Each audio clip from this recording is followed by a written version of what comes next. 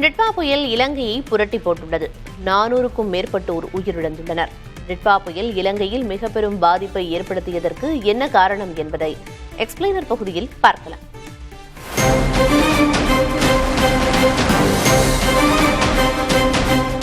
நிட்வா புயல் இலங்கையில் பாதிப்பை ஏற்படுத்தியதற்கு 4 காரணங்கள் உள்ளன. முதல் காரணம், வழக்கமாக நிலப்பரப்பை அடையும் புயல்கள் விரைவாக வலுவிழக்கும். ஆனால் நிட்வா புயல் கடலோரமாகவே நீண்ட நேரம் நீடித்ததால் அதன் தாக்கம் அதிக நேரத்திற்கு நீடித்து சேதத்தை மோசமாக்கியது. இது வெறும் புயல் சூறாவளி எனும் குறைந்த வலிமை கொண்ட பிரிவில் இருந்தாலும் மெதுவான நகர்வு காரணமாக அதிக சேதத்தை ஏற்படுத்தியது.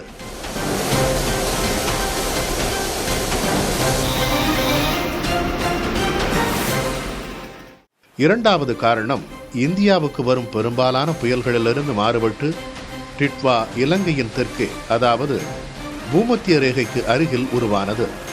இது புயல்கள் உருவாகும் வழக்கமான இடம் அல்ல.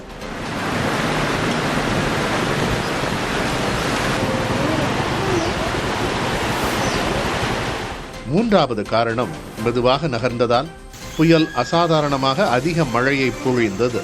சில பகுதிகளில் 24 மணி நேரத்தில் 400 மில்லிமீட்டர் வரை மழை பொழிவு பதிவானது.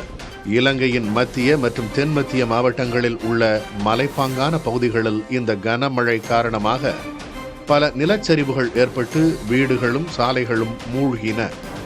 உயிர் இழப்புகளில் பெரும் பகுதியினர் நிலச்சரிவில் சிக்கியவர்களே. நான்காவது காரணம், இந்தியா, பிலிப்பைன்ஸ் போன்ற நாடுகளைப் போல இலங்கை அடிக்கடி இதுபோன்ற சக்தி வாய்ந்த புயல்களை எதிர்கொண்டதில்லை.